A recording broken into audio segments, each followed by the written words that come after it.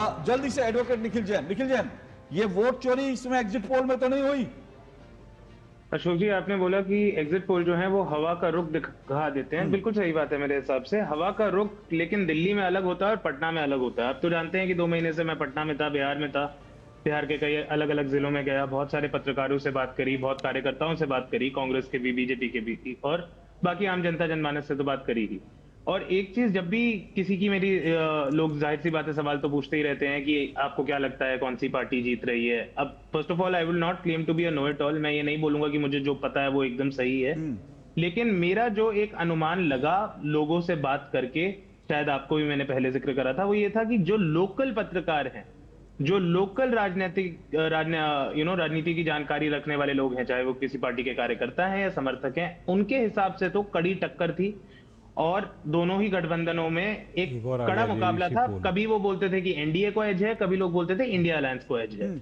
लेकिन जितने भी नेशनल पत्रकार थे, जितने भी नेशनल पॉलिटिशियंस इवन, उनसे जब बात होती थी तो सबको यही लगता था कि एनडीए के पास एक क्लियर लीड है। निखिल जैन, रोक रहा हूं आपको, लेकिन निखिल जी आपकी बात जो है, मैं आपकी बात में एक बात जोड़ करके फिर मैं आपके पास आ रहा हूं। आपने बिल्कुल ठीक कहा, जब चुनाव प्रचार शुरू हुआ था, बिल्कुल यह बात सही कह रहे हैं, दिल्ली में भी लोगों को लग रहा था बहुत कांटे की टक्कर है। लेकिन उसके बाद जिस तरह से कांग्रेस के अंदर, महागठबंधन के अंदर जिस तरह से तेजस्वी यादव को मुख्यमंत्री घोषित करने को लेकर जैसे कुछ हुआ, जो राजनीति हुई वो हम सब ने देखा, और उसके बाद जिस तरह की राजनीति लगभग चलती रही, उसके कारण राहुल गांधी डिसइंटरेस्टेड दिखे। उन्होंने प्रचार जरूर किया, लेकिन ऐसा नहीं लगा कि वो बड़े इंटरेस्टेड है बिहार चुनाव में। बड़े चुनाव के आखिरी फेज में भी वो घूमने के लिए निकल गए थे। तो ये सारे कारण जो है लोग बताते हैं कि इसके कारण जो है चुनाव धीरे धीरे शायद एक तरफा होता गया। शायद क्या अशोक, नहीं अशोक जी, एक चीज मैं बताता हूँ। जिनमें हम में से जो भी साथी होंगे जिन्होंने कभी चुनाव में काम किया होगा, उन्होंने एक चीज देखी होगी कि जब भी टक्कर के चुनाव होते हैं, हर तीसरे दिन ओपिनियन बदलता है। लिटरली हर तीसरे दिन। 28 तारीख को आप किसी से पूछेंगे, बोलेंगे एनडीए की बढ़त है। आप 2 तारीख को पूछेंगे, बोलेंगे इंडिया की बढ़त है। 5 तारीख को पूछेंगे, एनडीए की है। 8 तारीख को पूछेंगे, इंडिया की है। इस तरीके से जो मेरा एक्सपीरियंस था पिछले 2 महीने का, उसमें हर चौथे दिन लोगों का व्यू बदलता था। और अगर इतना 3 दिन में, 4 दिन में व्यू अगर बदल सकता है कि किसकी बढ़त है, तो जाहिर सी बात है कि टक्कर का चुनाव था। मुझे ये लगता है कि नेशनल मीडिया या फिर नेशनल पोस्टर्स ऑल्सो जब जाते हैं किसी भी और राज्य में, तो वो एक प्रीसेट परसेप्शन लेके जाते हैं कि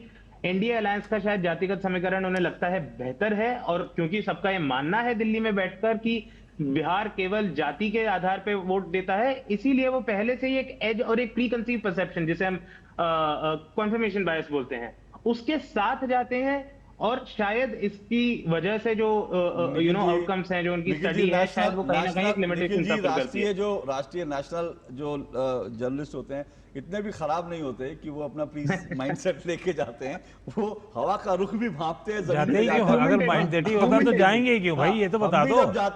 हम भी जब जाते हैं तो 50 देखने के लिए जाते हैं। और मैं फिर से कह रहा हूं कि जब मैं गया था तो मैं बिल्कुल ये मान रहा था कि कांटे की टक्कर है, लेकिन फिर से कह रहा हूं, मेरा अपना परसेप्शन है कि बाद में धीरे धीरे ऐसा लगा।